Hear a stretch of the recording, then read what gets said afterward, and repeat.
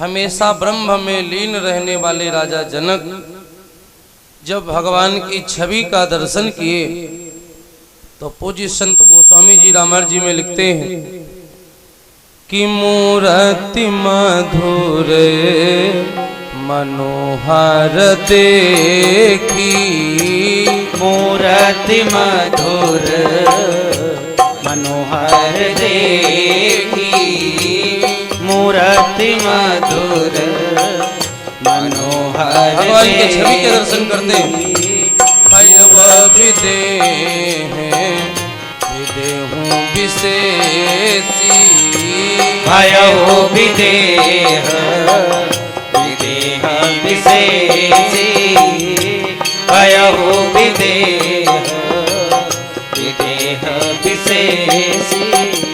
और बोले महाराज विश्वामित्र कि नहीं बिलोकति अतियानुरागा, कि नहीं बिलोकत अतियानुरागा, परबस ब्रह्म सुख ही मनु त्यागा, परबस ब्रह्म सुख ही मनु त्यागा, परबस ब्रह्म सुख ही मनु त्यागा, परबस ब्रह्म सुख ही मनु त्यागा। ये कौन है? विश्वामित्र जी बोले महाराज कौशलेश दशरथ जाए, कौशलेश दशरथ के जाए, मखर छाहित धूप पठाए, मखर छाहित धूप पठाए, मखर छाहित धूप पठाए, मखर छाहित धूप पठाए। सारा परिचय दिया विश्वामित्र जी ने।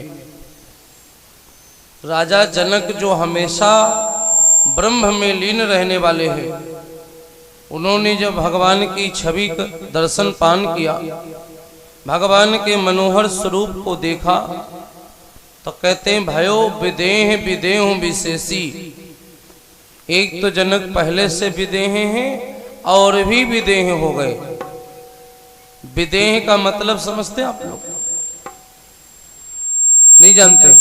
समझ लीजिए, विदेह का एक अर्थ तो ये है जो बिना देह का हो, वो विदेह है। लेकिन रामायण में अर्थ अलग है। बिना देह वाले व्यक्ति को विदेह कहते हैं, लेकिन जनक जी देहधारी है फिर भी विदेह कहलाते हैं। क्यों?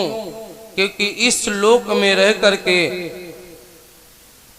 दुनिया की सारी व्यवस्था का निरीक्षण करते हुए, राज्य की हर व्यवस्था को देखते हुए राजा जनक का मन हमेशा ब्रह्म में लीन रहता है, इसलिए वो विदेह कहलाते हैं।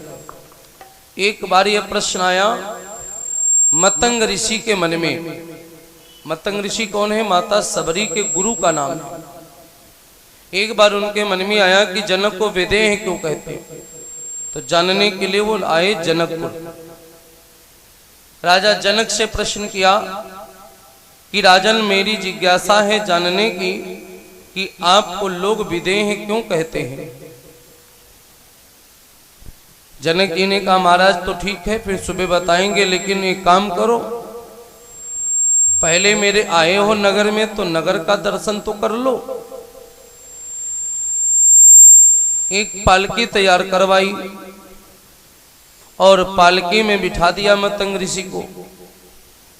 मतंग ऋषि को पालकी में बिठाया, उसी के अंदर एक दीपक रख दिया। उस दीपक में रुई तेल डाल के प्रज्वलित कर दिया, थोड़ा सा अलग से भी रख दिया और कहा कि महाराज आप मेरे नगर को भ्रमण करके आइए, मेरे आदमी पालकी लेकर जाएंगे, आपको नगर दर्शन करवाएंगे, फिर आप वापस आइए, फिर हम आपके प्रश्न का उत्तर दे देंगे। और महाराज, नगर दर्शन करते समय एक बात का ख्याल रखना कि ये दीपक जो प्रज्वलित है आपके पालकी में, ये बुझने न पावे महाराज। अगर ये बुझ गया तो समझ लो तुम्हारे जीवन का भी दीपक बुझ जाएगा। तो नगर दर्शन कराने के लिए लोग ले गए पालकी उठाए,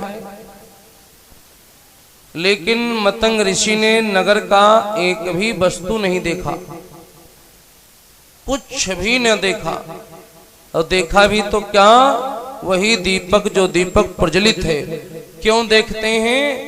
सोचते हैं दीपक बुझ गया तो मेरे भी प्राणों का दीपक बुझ जाएगा। इच्छा करने के लिए वो दीपक ही देखते रहे। बाती घटे बाती खिसकामे, तेल घटे पुन तेल बढ़ामे, यही करते रहे। सोचें दीपक बुझाने की, हम मरे नहीं तो दीपक को तो सुरक्षित रखना ही होगा। नगर घूम के आए, सांझ हो गई। राजा ने पूछा, महाराज बताइए मेरे नगर की शोभा कैसी है?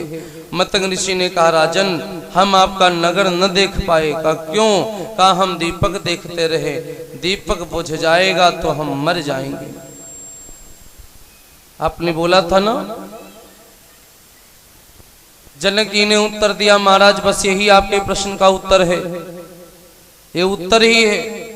जिस प्रकार से आप मेरे नगर को भ्रमण करके आए हैं, लेकिन नगर की कोई वस्तु नहीं देखे, मन कहाँ रखा रहा?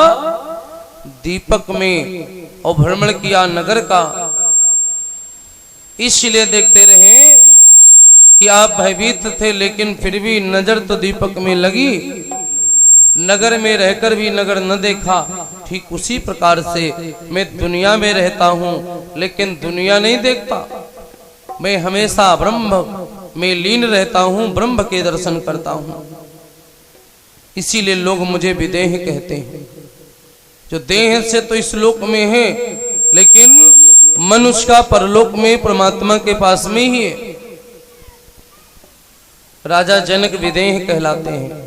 भयो विदेह विदेहु विशेषी। खैर विश्वामित्र जी से पूछा ये कौन है? विश्वामित्र जी ने बताया, राजन